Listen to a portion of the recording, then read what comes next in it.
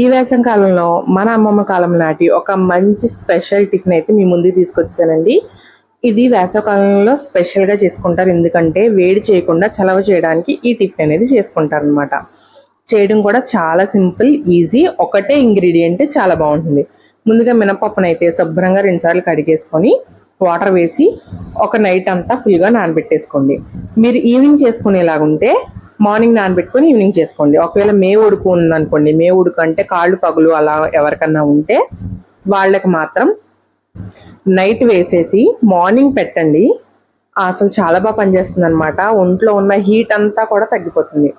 ఇప్పుడు మనం శుభ్రంగా నానిపోయిన పప్పునైతే ఇలా వీడియోలో చూపిస్తున్నట్టుగా పొట్టు అంతా పోయేలాగా కడుక్కోండి. లైట్గా పొట్టించుకోండి, పొట్టు బలం అనమాట. ఇప్పుడు మొత్తం శుభ్రం చేసుకున్నాక మనం గ్రైండర్లో వేసుకొని పప్పుని మెత్తగా రుబ్బుకోవాలి. అవసరమైతే కొద్దిగా వాటర్ వేయండి, ఎక్కువ వద్దు. నేను చూపిస్తున్న కన్సిస్టెన్సీలో ఉండాలన్నమాట. చాలా మెత్తగా రుబ్బుకోండి. ఇప్పుడు మనకు పప్పు అంతా నలిగిన తర్వాత పక్కగా తీసేసుకొని ఈ టిఫిన్ చేసుకోవడం కోసం మనం ఒక బౌల్లో వాటర్ తీసుకొని పైన తడి బట్టని మాత్రమే వేసుకోండి. లైట్ కలర్ వేసుకోండి, లేదంటే వైట్ క్లాత్ వేసుకోండి.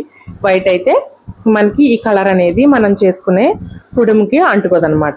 ఇప్పుడు ఇలా టై చేసుకున్న తర్వాత మనం రుబ్బుకున్న మినపప్పునైతే పైన పెట్టుకొని మనం ఈ క్లాత్ని ఫస్ట్ క్లోజ్ చేసి తర్వాత దానిపైన మూత పెట్టి అయితే ఉడికించుకోవాలన్నమాట.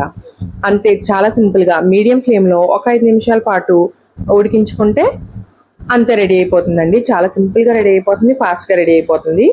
అండ్ తినడానికి కూడా చాలా బాగుంటుంది అనమాట. ఇది మళ్ళీ వేసుకోవడానికి మళ్ళీ వెంటనే క్లాత్తో పాటు మనం ఇలా డిమోల్డ్ చేస్తాం కాబట్టి దీన్ని క్లాత్ని మళ్ళీ ఒకసారి తడిపి మళ్ళీ కట్టుకొని అప్పుడు ఇంకొక కుడుమునైతే వేసుకోవాలన్నమాట. దీన్ని పంచదార నెయ్యితో అయితే సర్వ్ చేస్తారు మేవుడుకున్న వాళ్ళకి. మీరు కావాలంటే చట్నీతో కూడా సర్వ్ చేసుకోవచ్చు. చూసారు కదా ఎంత సాఫ్ట్గా ఉందో, చాలా బాగుంటుంది అండ్ ఎంతో చలవ కూడా. మీరు కావాలంటే ఏ చట్నీతో అన్నా తీసుకోవచ్చు. నేను షుగర్ అవాయిడ్ చేయాలని చెప్పి నేను ఇక్కడ మనం బీరకాయ తొక్కలతో పచ్చడి చేసాం. ఆ వీడియో కూడా ఆల్రెడీ పోస్ట్ చేశాను, చూడండి. ఆ పచ్చడితో అయితే తిన్నాను అనమాట. చాలా బాగుంది. దేంతో అయినా కూడా చాలా బాగుంటుంది. నెయ్యి పంచదార అయితే మీరు అసలు వదలరు.